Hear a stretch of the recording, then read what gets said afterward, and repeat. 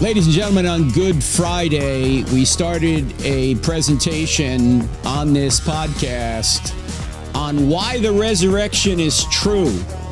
And so you're going to probably have to listen to that podcast that was broadcast on the American Family Radio Network, and also, obviously, where our podcast is posted, the I Don't Have Enough Faith to Be an Atheist podcast, to see the first two-thirds of what we were trying to present.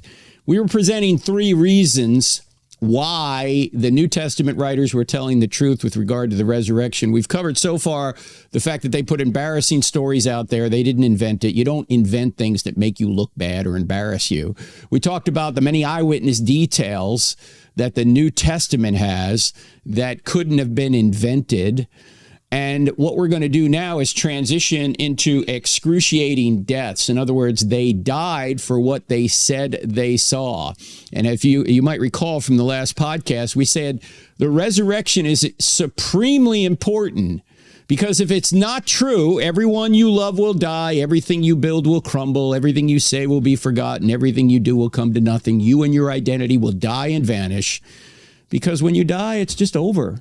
In fact, think about your own history in your family. I mean, most of us hopefully at least knew our grandparents. My great-grandparents, I think I remember seeing my great-grandfather once. I don't even know who my great-great-grandparents are. Do you? Do you know who your great-great-grandparents are? Could you even name them? How about your great-great-great-grandparents? No, you probably can't. Why? Well, because they vanished into history. And despite the fact that you wouldn't be here without them, you don't really give them much of a thought, do you? And even if you do give them a thought, they're gone. Unless the resurrection is true. Now, we went through those two lines of evidence. The book, I Don't Have Enough Faith to Be an Atheist, has 10. We're just dealing with 3 here. Let's finish what we were talking about with regard to the eyewitness details, because I was rushing at the end of the last program to get in those archaeological discoveries regarding the 7 people in the Bible that are a part of Jesus's trial and crucifixion. These 7 people have been found in archaeology. I'll go through them very quickly. Herod Antipas, has been found in coins. So we know Herod Antipas existed. That's the one, the ruler, he's the son of Herod the Great, the ruler that Jesus called that fox Herod, the one that chopped off John the Baptist's head. So, of course, he's involved in the trial. Simon of Cyrene, I've been mentioning this to audiences recently. It amazes me that a lot of people don't know who Simon of Cyrene was. Simon of Cyrene is the guy that carried Jesus's cross. And we found what appears to be the ossuary, the burial box of his son. It was found in the Kidron Valley, which is just to the east of the old city of Jerusalem, between the Temple Mount and the Mount of Olives. It was found there in 1941, and this ossuary says, Alexander of Cyrene, son of Simon. Alexander of Cyrene, son of Simon? First of all, what's Cyrene? Cyrene is what we would probably call now modern-day Libya. How many Alexanders of Cyrene are buried in Jerusalem in the 1st century who has a father named Simon? Probably no one except the one that carried Jesus's cross. So we have that. We also have, as I mentioned in the last program, the Pilate stone found in Caesarea in 1961. And Pilate has also been discovered in the dirt. We have rings from Pilate. We have seals from Pilate. We have coins from Pilate. And, of course, he's mentioned in Josephus. Peter, the Apostle Peter, has been found in the dirt. He's been found in a very early church in the town of Bethsaida. That was his original hometown. Of course, then he moved to Capernaum, not far away on the Sea of Galilee. And in Capernaum, in the house that now has a church built over it, a Roman Catholic church, which from the air looks like the Millennium Falcon. It's got a plexiglass floor. When you go into this church, you can look down and see the Byzantine church built over what many believe to be the house of Peter, because there was graffiti found in that from the late 1st century, early 2nd century that identifies that house as the house of Peter. That's where Peter's mother-in-law was when Jesus walked over from the temple, which is right there in Capernaum. The 3rd century or 4th century temple is there. It's built over the temple that Jesus was in Capernaum. And it's literally, 50 yards away from Peter's house. And so we have Peter mentioned in Capernaum, Peter mentioned in ancient inscriptions in Bethsaida. We also, as I mentioned in the last program, the ossuary of Caiaphas, the high priest who sentenced Jesus to die. Annas, his father-in-law, who was a high priest as well and was involved, I believe, in the trial with Jesus. He's one of, again, the 7 biblical names from Jesus' trial and crucifixion. He was involved with the trial.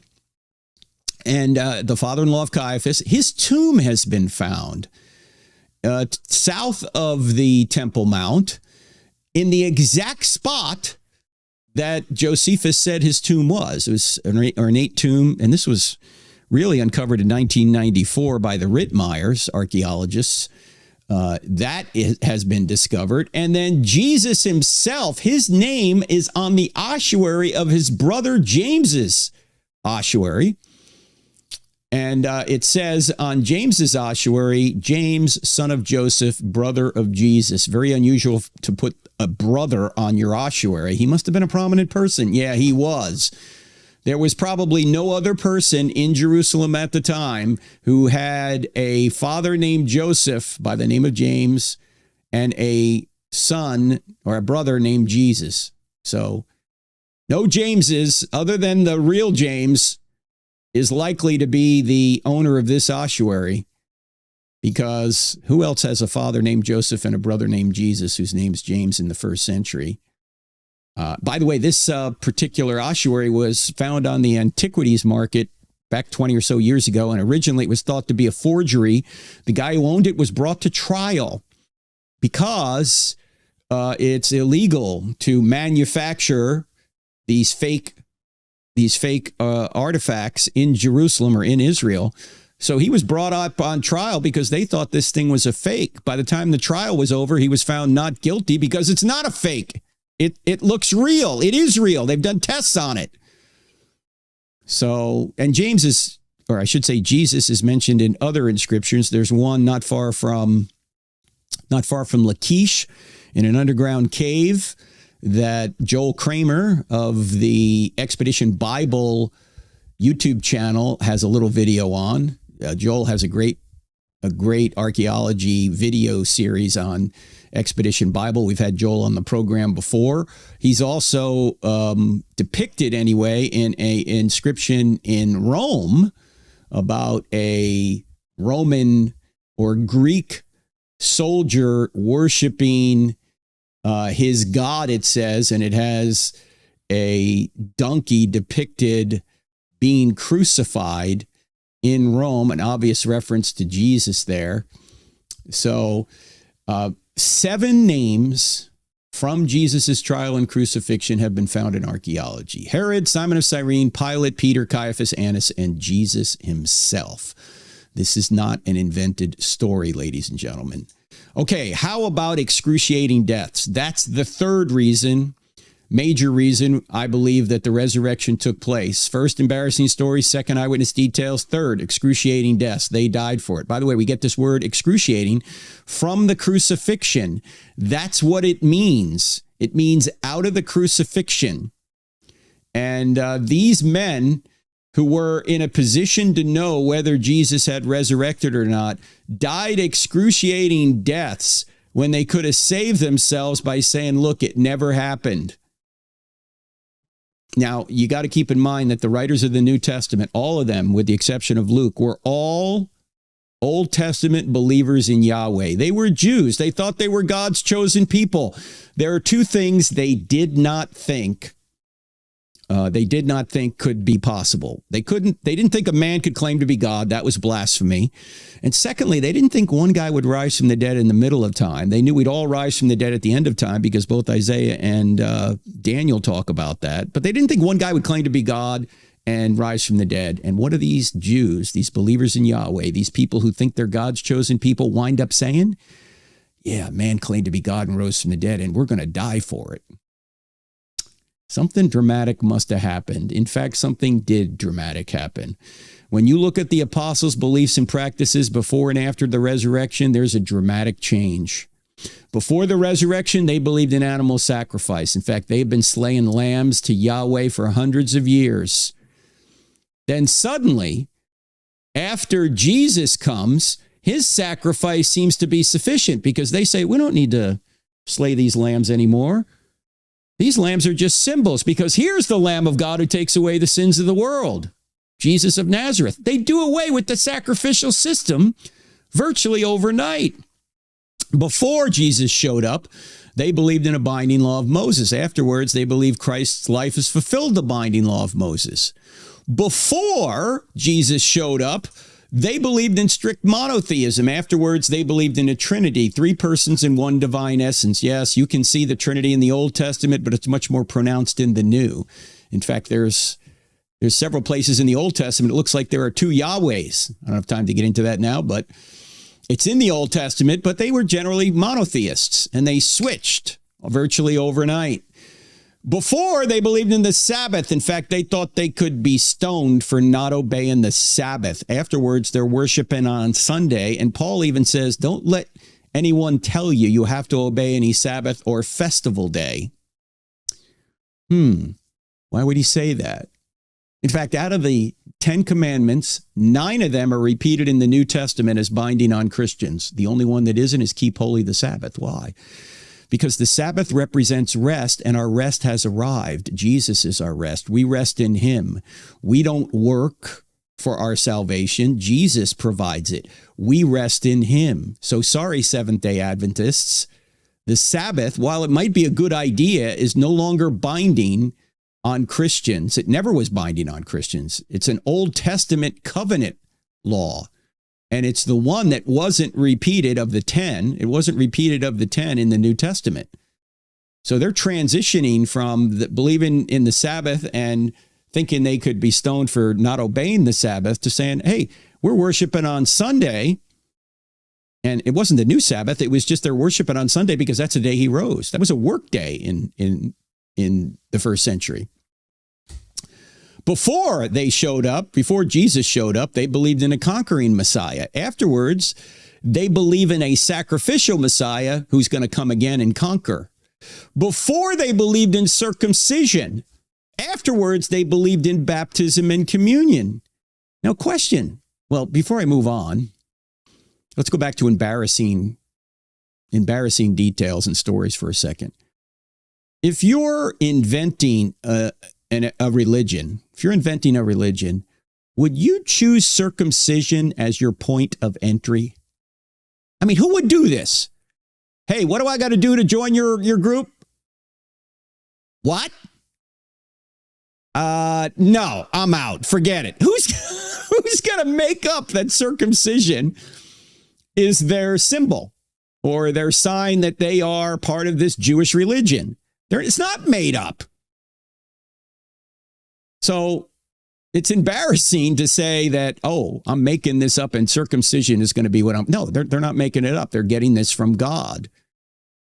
And then why would they dispense with that and move on to baptism and communion as rites that people participate in after they become a Christian? If circumcision was such a big deal. In fact, if you look at the writings of Paul, look at Galatians. What's the theme of Galatians? It's Jesus plus nothing. It's not Jesus plus circumcision. It's Jesus plus nothing. Ephesians, you're saved by faith. You're saved by grace through faith, not of works. It's Jesus plus nothing, not works. How about Colossians? It's Jesus plus nothing, not angels. How about Hebrews? It's Jesus is the greatest. Jesus is better than Moses. Jesus is better than angels. Jesus is better than anything. It's Jesus. It's Jesus plus nothing. They've gone from thinking that the law was binding on them to we're freed from the law because Christ has fulfilled the law in what he's done. Now, out of love for God, we obey the law. Out of love for him, he said, if you love me, you'll obey my commandments. But the commandments aren't salvific in any way. You're saved by faith alone, but your faith is not alone. It's evidence that you are saved. This is the difference between what Paul is talking about when he says you're saved by faith and when James says faith without works is dead. The difference is that when Paul is talking about it, he's talking about you're justified by faith alone. When James is talking about it, he's affirming, you're saved by faith alone. But the evidence of your faith is works. That's why he says, I will show you my faith by my works. You can't see faith unless it's evidenced by works. That's what James is saying. He's not saying works save you. He's saying that the evidence of the fact that you're saved are your works. So, why would they move from all of these belief systems that they've held for hundreds or thousands of years? Animal sacrifice, binding love, Moses, strict monotheism, the Sabbath, the conquering Messiah, and circumcision. Why would they move that from that to Christ's sacrifice, Christ's life is enough, the Trinity, Sunday worship, sacrificial Messiah, and baptism and communion? The only thing I can think of is what psychologists call an impact event. What's an impact event? An impact event that occurs is something that occurs in your life that is so impactful, so dramatic, that it can turn your perspective around just like that, 180 degrees. Some impact events are so dramatic, although you might not remember what you had for breakfast this morning, you'll remember an impact event that happened 10, 20, 30, 40, 50, 60 years ago, if you're old enough. And I always ask audiences this, if they have a few older people in there, I say, if you can remember where you were and what you were doing on November 22nd, 1963, raise your hand. There's always a few people that raise their hands because it's the day Kennedy was assassinated. It happens to be my earliest memory. I was 2 years old in 2 days. My mother sitting on an ottoman in front of a black and white TV in our home in Wanamassett, New Jersey, and she's weeping uncontrollably. Never saw my mother cry like that. It was an impact event. Mommy, what's the matter? They killed the president. They killed the president. President Kennedy was assassinated that day. I don't remember anything before that. It was an impact event. I saw my mother cry. In fact, I can see her in my mind right now when she was 26 years old. She's 87 now, but I can see her when she was 26. Impact event. I won't forget it. I don't remember anything before that and very little after that. Where were you when the second plane hit the tower, if you're old enough? I was in my home in not far from Charlotte, North Carolina. I had the TV on behind me, and I was talking to a pastor on the north side of Charlotte, and we were talking about what would be the topic if I came to speak at his church. And I said, you have the TV on? He goes, yeah. I said, maybe a Cessna hit the World Trade Tower. And then we're talking, and suddenly he screams into the phone. He goes, the second tower just got hit. I turned around. I look at the TV. The second tower was on fire. I said, was it a Cessna? He said, no, it looked like a United plane. I said, you saw that? He said, it just happened on live TV. I hung up the phone. I said, let me call you back. I hung up the phone. For some reason that morning I had CNN on, the communist news network, and I'm not making this up. This is true. I remember this like it was yesterday.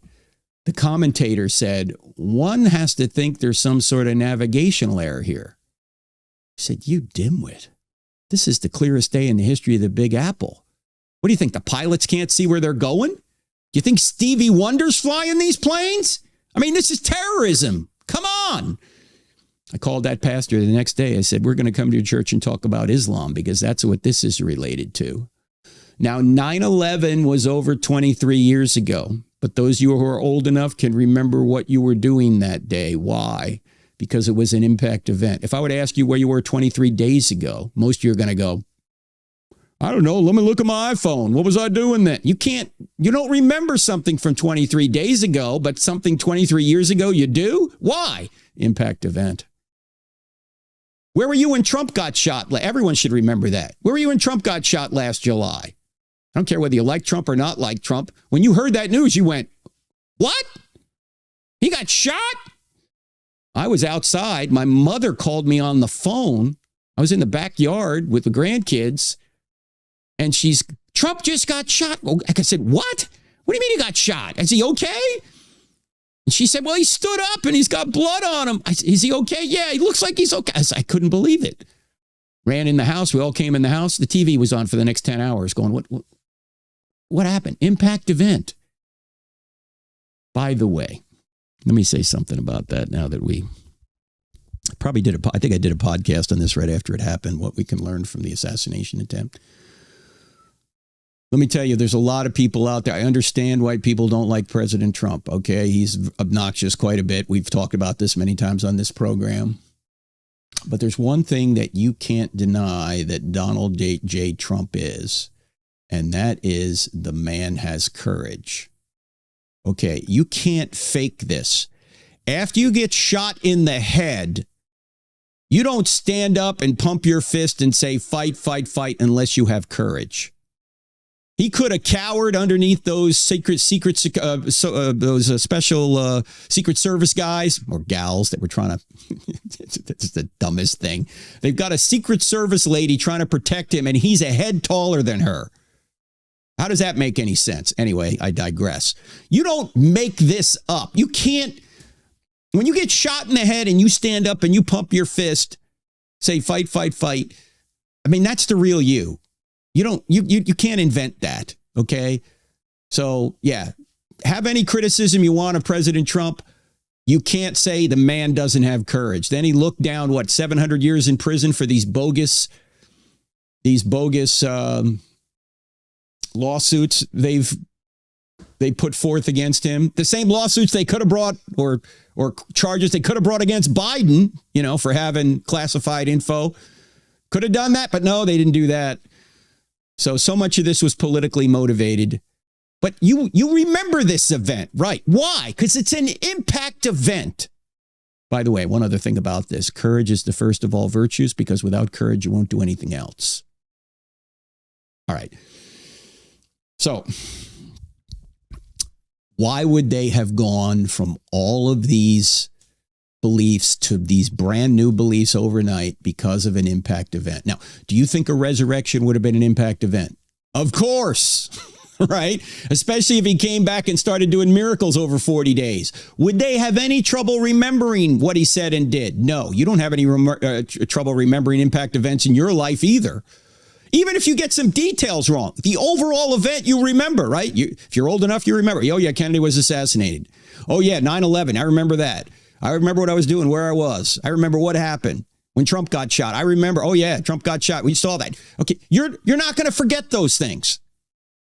And if a guy dies and resurrects from the dead and then does miracles over 40 days and you touch him and you eat with him and you verify, yeah, you're not going to forget that. That's the only way I could figure out why they would have abandoned all of their sacred beliefs for these new beliefs overnight under the threat of death. In fact, what did the New Testament writers have to gain by making up a new religion? They're Jews. Remember, Luke's the only Gentile. What did they get? Well, they got kicked out of the synagogue. Then they got beaten, tortured, and killed. Last time I checked, that was not a list of perks. You don't make up a religion to get yourselves beaten, tortured, and killed. All right? If you do, typically you recant before that happens. In fact, they had every motive to say the resurrection did not happen, not every motive to say it did. Why? Well, you get this question. I get this question. If you're a Christian, you might get the question, are there any non-Christian writers that talk about Jesus and the apostles? Yeah, they're all in chapter 9 of I Don't Have Enough Faith to Be an Atheist. So you can check that out if you want to. They're not eyewitnesses, but they know what's going on, and they write down essentially what happened. Disciples believed he rose from the dead and all that. But that question, are there non-Christian writers that talk about this, I think has normally an illicit assumption underneath it. What's the illicit assumption? The illicit assumption is you can't really trust the New Testament writers because, you see, these people were biased. They were Christians. You can only trust the non-Christian writers to tell us what really happened. If you think about that for more than 5 seconds, you realize how stupid that assumption is. What did the New Testament writers have to gain by making up a new religion? What did they have to gain by saying Jesus had resurrected from the dead? They had nothing to gain and everything to lose temporally. Now, you guys know our friend J. Warner Wallace. He's been on the program many times before. We've done many events with Jim. And you know, Jim has been on Dateline many times, solving murders decades old. And Jim says that whenever he finds a body that he knows has been murdered, he doesn't need to track down 1,000 possible motivations for the murder. He says, I know that guy was murdered for one or more of these three reasons. There was either a sex issue, a money issue, or a power issue. Sex, money, or power are the three great motivators that can motivate anybody to commit a crime, even murder. In fact, they're the same motivators that drive any of us to sin. Why? Because sex, money, and power are good things. In fact, they're so good, we'll often take shortcuts to get them, which is why we sin. This is one reason why, by the way, we're not going to sin in heaven, because we won't lack anything. One of the reasons we sin now is because we lack things. The primary reason. Anyway, Jim says that if you're going to say the New Testament writers invented all this, you've got to find one or more of those three motivators. All right, ladies and gentlemen, let's take a look at the New Testament writers with regard to those three motivators. Did the New Testament writers, the apostles, did they get real popular with the ladies for saying Jesus had resurrected from the dead? No, they didn't get sex. Did they get money? No, they weren't 21st century prosperity gospel preachers. They were martyred for what they said they saw. Okay? And they weren't out there for the money. That wasn't it. Did they get power? No, they got the opposite of power. They got persecuted. Paul had power when he was Saul prior to becoming the apostle. He was persecuting the church. He had power persecuting. As soon as he became a Christian, he was the one persecuted. Look, they didn't get sex, didn't get money, didn't get power. There's no motive to make this up. Why would they die for a known lie? You say, wait a minute, Frank. If you're going to say that martyrdom is somehow evidence for Christianity, don't just have to say that martyrdom is evidence in some way for Islam. And the answer is no. Why? Well, there's a lot of differences between the Muslim martyrs and the New Testament martyrs, but let me just give you one major difference for our purposes here. The Muslim martyrs don't have evidence that they witnessed that Islam is true. They just have faith. In fact, Muhammad denied doing miracles. He said, I'm just a plain warner. I don't do miracles. I just warn people there's one God. The miracles attributed to Muhammad are attributed to him in the Hadith. 150, 200 years after he's already dead. And even many Muslim scholars will say these are apocryphal. They're not true. Okay? So the New Testament or the Muslim martyrs haven't witnessed anything themselves that say that Islam is true. But the New Testament martyrs, on the other hand, witnessed the resurrected Jesus. They saw Jesus. They touched Jesus. They ate with Jesus. They verified with their own senses that Jesus had resurrected from the dead. Yes, some people will die for a lie they think is the truth. Nobody will die for a lie they know is a lie. And the New Testament writers were in a position to know whether it was a lie or not, and they went to their deaths anyway. You can't get better evidence than that unless you were there yourself. Now, last thing I'm going to say is going to sound like heresy for those of you who believe the Bible is the inerrant word of God like I do, but it's not. Stick with me. Christianity is not true because the series of documents we put under one binding we call the Bible says it's true.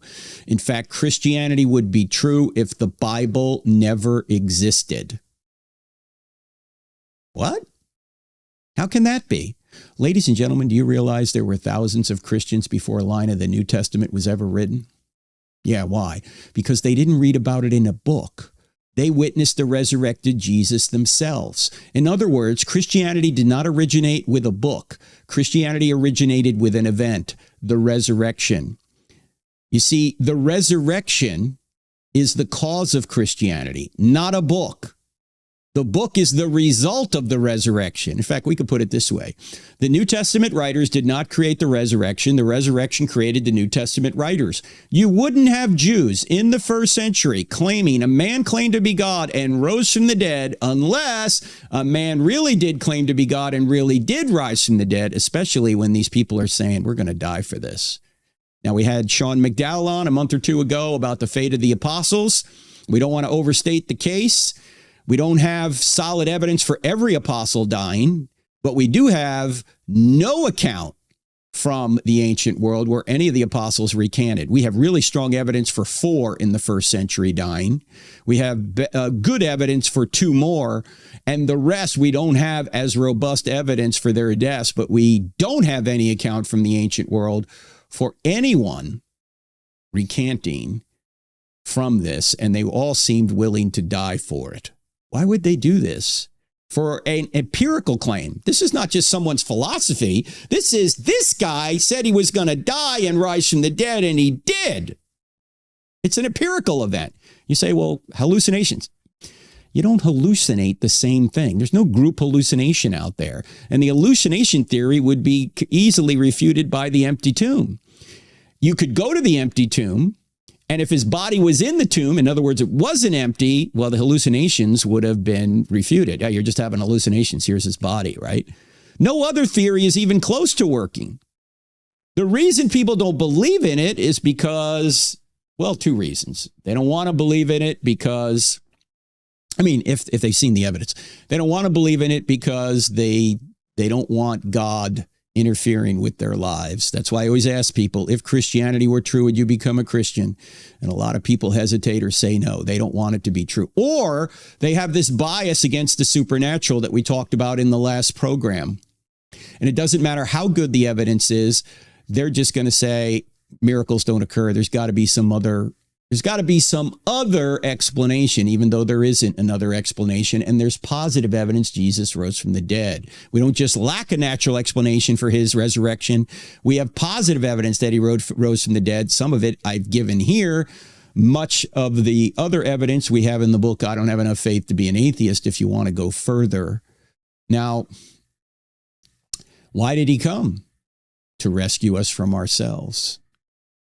In fact, let me point out one other objection that amplifies the fact that people might have a bias against it.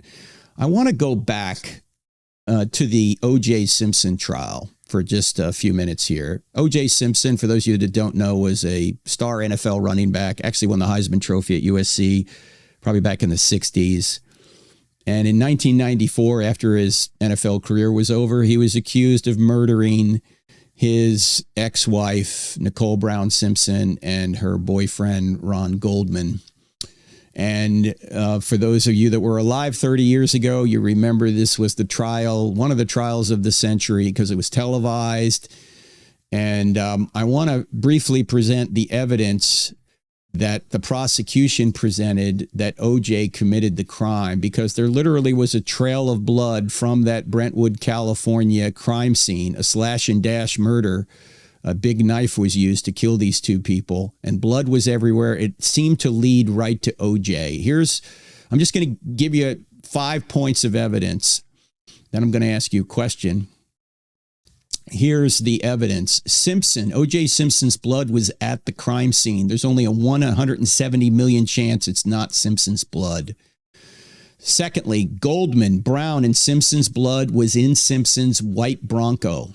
You remember, if you're old enough, that Simpson fled in a white Bronco. It was a low-speed chase across the L.A. freeways. Anyway, the blood of all 3 of them in the Bronco.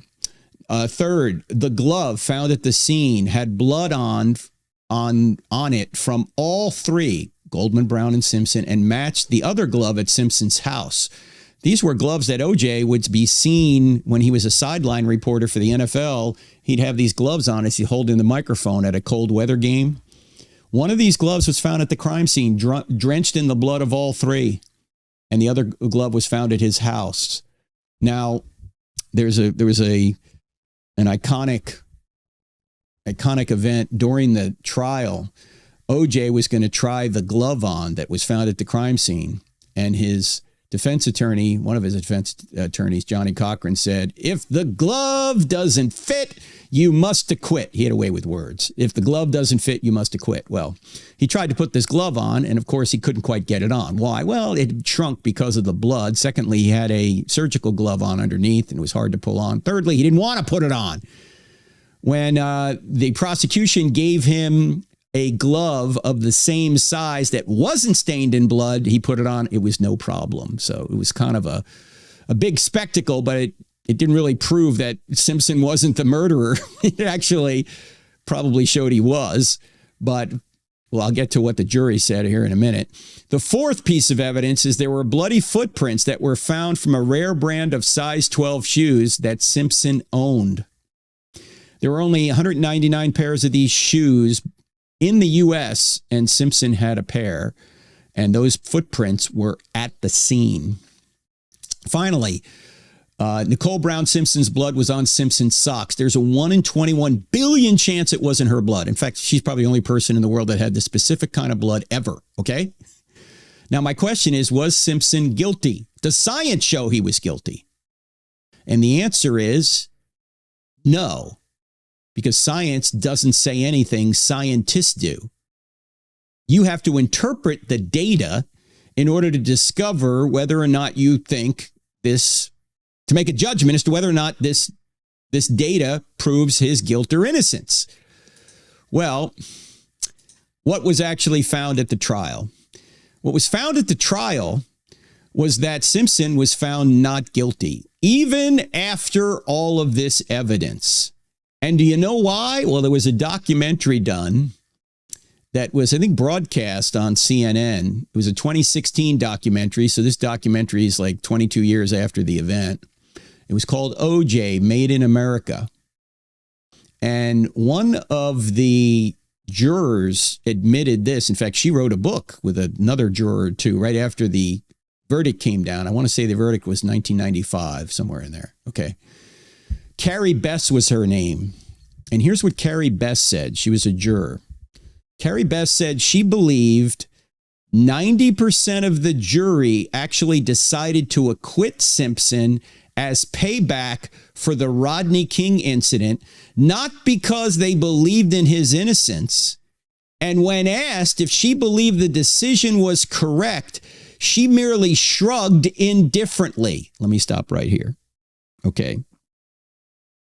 This woman who was on the jury, her claim is that 90% of the jury never would have convicted OJ because they're paying back Los Angeles for the Rodney King incident. For those of you that don't know, the Rodney King incident, long story, this poor man was beaten back in like 1992 by some cops. It was caught on tape, went to trial. The cops were acquitted.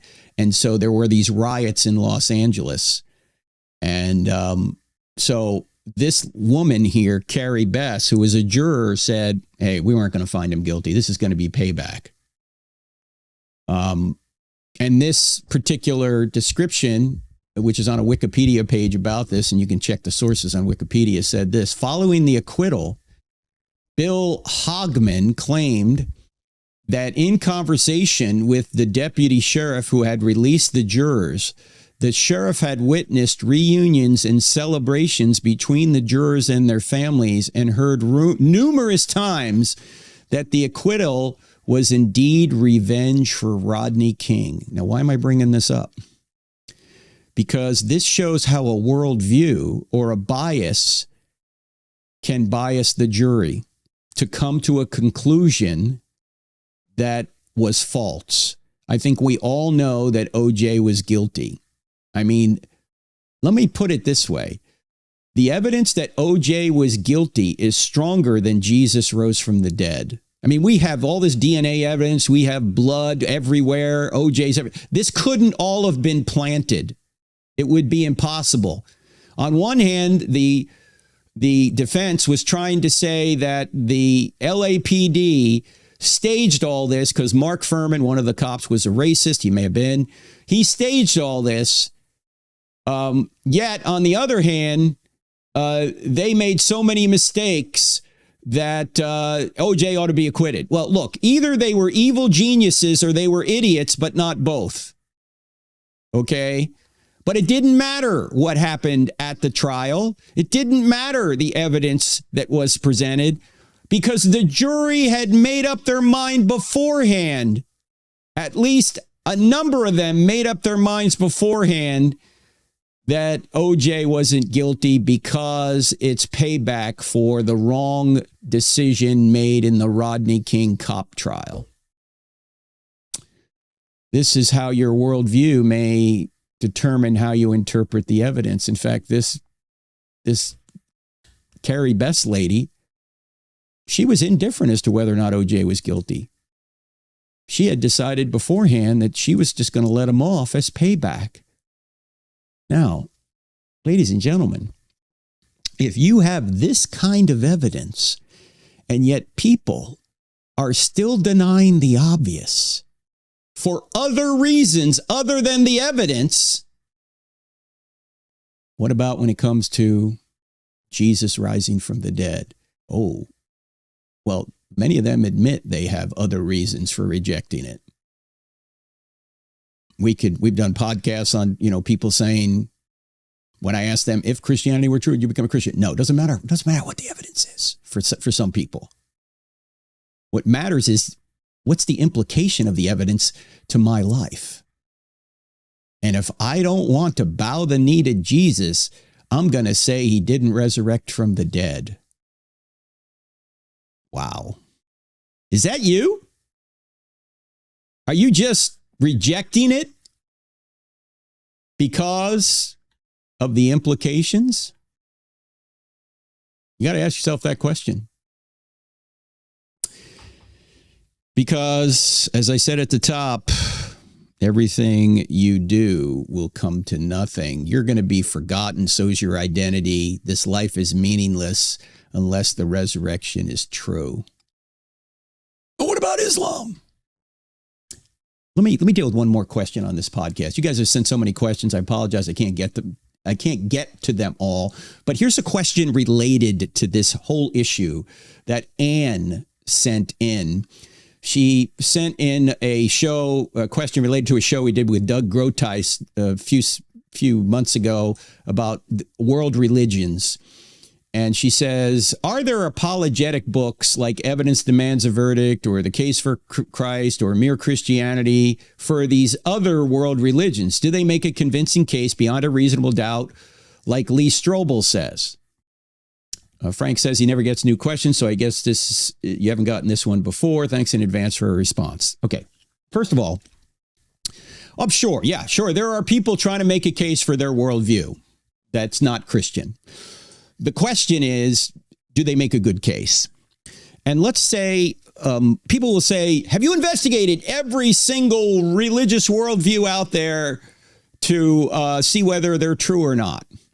No, I haven't investigated in depth every other worldview. First of all, it'd probably be impossible to do so. But secondly, you don't have to investigate every other worldview if you can filter out what they believe by finding something that is true. In fact, let me put it this way. When our friend J. Warner Wallace finds who the murder victim is, or not the murder victim, the murder suspect, when he finds the true murderer, he doesn't have to go out and investigate every other person in society to say these are not the true murderers. Once he finds the true murderer, he can close his case. And he can also close his case against other people by filtering out. He knows people couldn't have done it. They weren't there, right? Or they didn't have the capacity or the motive or several reasons. You can do that with religions as well. If this is a theistic universe, and we covered this on the first podcast that we did, this two-parter last Friday, that this is a theistic universe. If this is a theistic universe, in other words, God exists, there's one God, then any other non-theistic religion can't be correct when it comes to the existence and nature of God. Doesn't mean everything they believe is false. It means that their view of God is wrong. And if you get the view of God wrong, you got a big problem with your religion, okay? So you can rule out other world religions just by process of elimination. If theism is true, any non-theism is false when it comes to their view of God, which means that Hinduism and Buddhism and atheism and Mormonism and any other New Age, any of these non-theistic views. Mormonism's non-theistic? Yeah, it's polytheistic, but I digress. Any of these worldviews can't be true when it comes to the existence and nature of God. When it comes to theism, if theism's true, we've got three basic options: Judaism, Christianity, and Islam. Okay? Those are the big three. I think Judaism's true. It's just incomplete. Christianity completes it. And I don't think Islam is true for a number of reasons. And you're right, are there apologists for Islam? Yeah, there was a great apologist for Islam. His name was D-Dot, D-E-E-D-E-D-A-T. You can look him up. He lived from 1918 to 2005, debated Josh McDowell several years ago. But here's the problem with Islam. There's several problems with it. One is they're trying to tell us what happened to Jesus, yet they come 600 years after Jesus. And Gary Habermas highlights this, and this apologist D-Dot in his second volume, his magnum opus, 1,000 or so pages long, on the resurrection. This is volume 2, Refutations. It just came out last September. I'm just going to read a few paragraphs here from what Gary says about this. He's quoting D-Dot from D-Dot's own words. He says, "It must be noted that the Quran presents no strictly historical grounds for rejecting the gospel's teachings of Jesus' crucifixion and subsequent resurrection. As many Muslim commentators usually report outright, their commitment to the position that Jesus did not die by crucifixion is almost always said to be their faith in their holy book." All right, let me stop right here. They already have a worldview. It doesn't matter what the Bible says, doesn't matter how much evidence we have for Jesus rising from the dead. If you have a pre-commitment to the Quran being true, it doesn't matter how much evidence you give them, because they're not open to it. It's just like somebody who says, "I'm an atheist, I don't think miracles are possible." Doesn't matter how much evidence you give them, they're not going to acquiesce and say, "Yeah, Jesus rose from the dead," because they've already decided it's impossible. It's like atheists saying there's no intelligence in biology. It's got to be a natural cause, because they ruled out intelligent causes before they look at the evidence. In other words, Gary goes on to say this, again, quoting from Gary Habermas's book, brand new, second edition, on the resurrection. He says, in other words, holding their position is not due to their being such good evidence against this Christian teaching. Rather, it is their faith in a book that determines their position, even though the book was written almost exactly 600 years after the crucifixion itself. But unless one grants total commitment to their holy texts, what is there to oppose the vast amount of evidence that favors the crucifixion? Because not only do Muslims, ladies and gentlemen, not believe in the resurrection, they don't believe in the crucifixion. They're the only people I know about that deny the crucifixion. Even atheists admit, like Bart Ehrman admits, "Oh yeah, Jesus was crucified."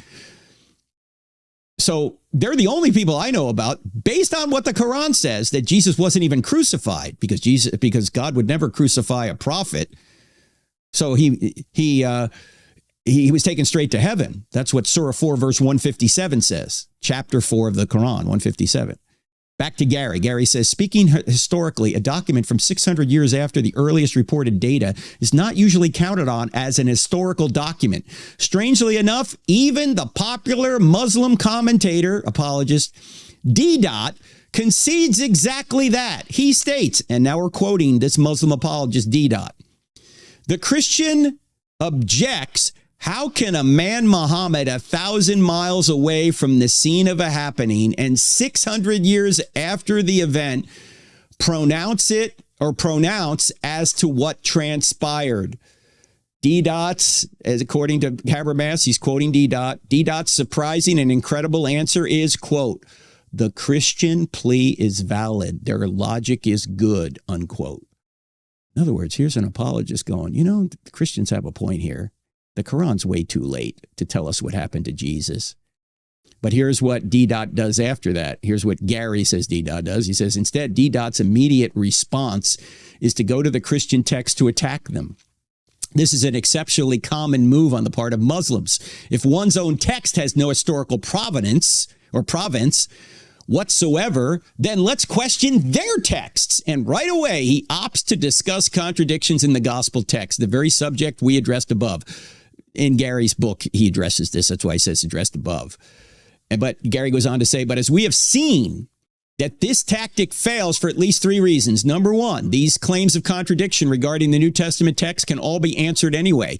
Many scholarly volumes and thousands of pages have shown that this is the case in both general as well as specific cases. Number two, claim contradictions and other such problems virtually never disprove events anyway. Ask any police officer, lawyer, physician, or journalist if conflicting stories indicate that a particular accident, crime, disease, or football game never occurred. Of course they don't. Highly trained professionals are experts in sorting out likely scenarios, even in situations where claims are far from unanimous. And three, Gary says, finally, as pointed out above, using the minimal facts method bypasses this issue with claim contradictions altogether because it utilizes only those facts which are exceptionally well attested, established historically, to the point where virtually all critical scholars concede them. If they are sufficient to establish Jesus' death and resurrection, then the basic case for these events is shown to be true, unquote. His minimal case is, Gary says, look, there are people even who are atheist New Testament scholars that agree with facts like Jesus was crucified, Jesus' tomb was found empty, Jesus was thought to be resurrected by his earliest apostles. Jesus allegedly, at least Paul appeared that Paul thought that Jesus appeared to him. James the same way. James was converted. These are minimal facts. The question is, how do you interpret these facts? What's the best way, the best conclusion that explains these facts without ad hoc explanations that can't explain them? How are these facts explained? By what conclusion? What fact explains all these facts? I'm struggling to explain what I mean here, but you get the idea. What conclusion should we come to based on these facts? And the best, most probable conclusion that is supported by the evidence is that Jesus did predict and accomplish his own resurrection from the dead. But if you've already ruled that out in advance, if you're a Muslim or you're a naturalist, or you're just somebody that says, I don't want my life interfered with by this teaching of Jesus, doesn't matter how good the evidence is. You're just going to deny it. Just like these jurors on the OJ trial. We don't even care what the evidence says. We've already decided we're going to acquit him. It's payback. Well, friends, there's so much more we could talk about. Oh, gee, I forgot. I got to deal with one more thing. I said I was going to deal with it. I did deal with it. The Spiderman fallacy. Yeah, because the skeptic might protest. You might have eyewitness testimony, but you can't believe the New Testament because it's just from one source. They are not multiple independent accounts, as you say. Of course, it's a common error skeptics make because they fail to distinguish between the Bible as a religious book and an historical document. Oh, that's another objection. I'm not going to deal with that now. Hang on. The Spiderman fallacy. Sorry, I was going down the wrong road with objections. Here's the Spiderman fallacy.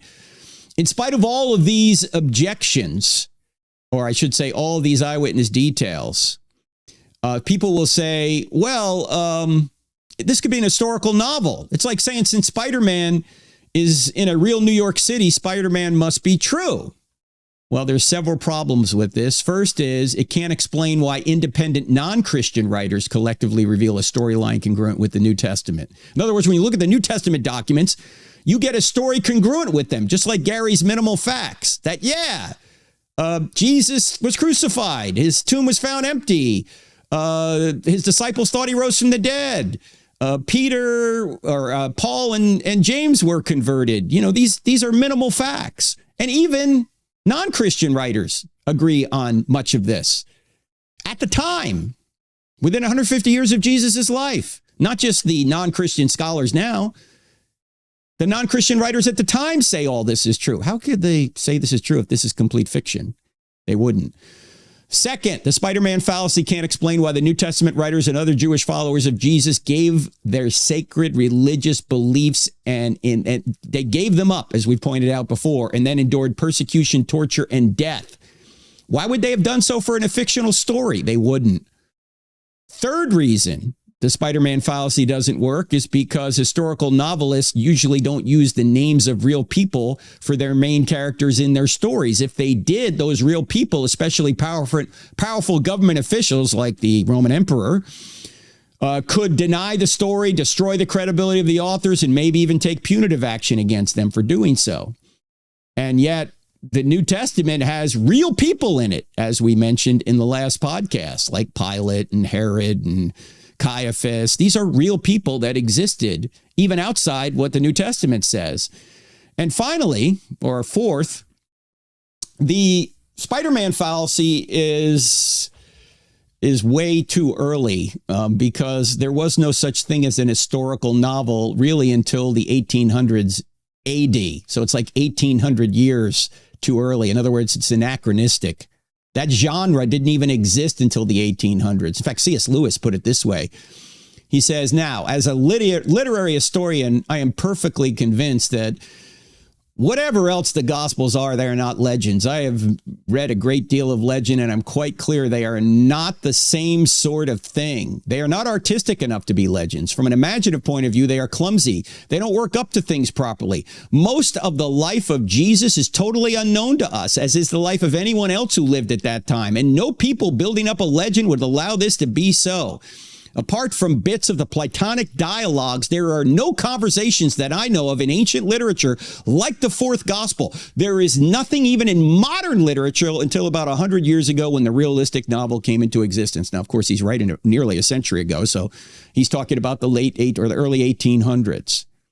And by the way, the final reason the Spiderman fallacy doesn't work is since the New Testament contains multiple independent accounts of these events by 8 or 9 different authors, depending upon who wrote Hebrews, the anachronistic historical novel theory would also require a grand conspiracy over a 20 to 50 year period between those 8 or 9 authors who were spread all over the ancient world.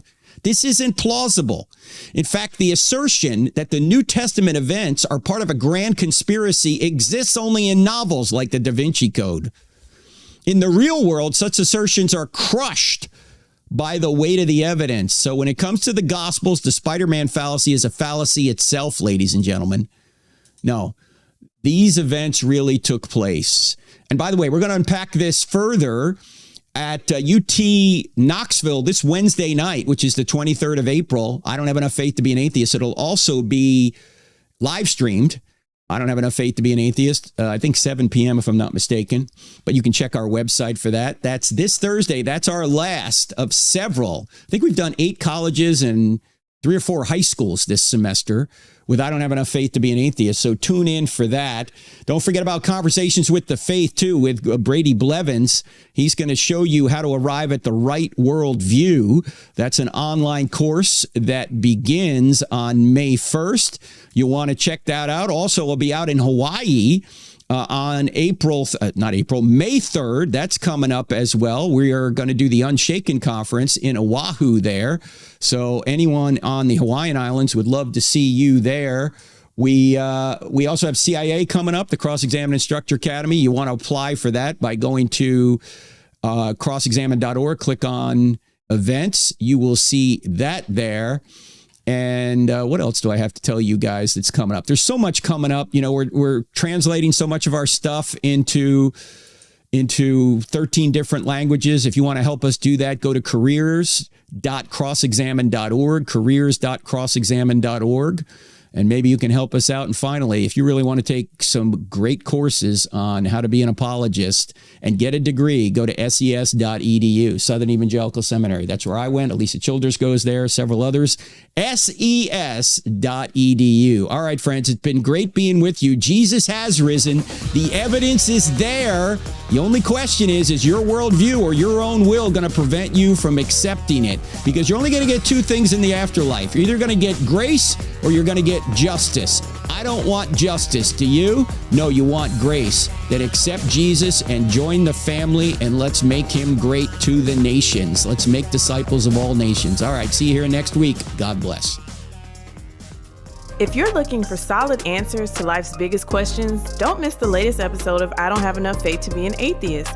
Find it on Apple Podcasts, Spotify, Pandora, iHeart, OnePlace, and Podchaser. Tune in, discover the truth, and share it with someone who needs it. Let's keep spreading the truth together.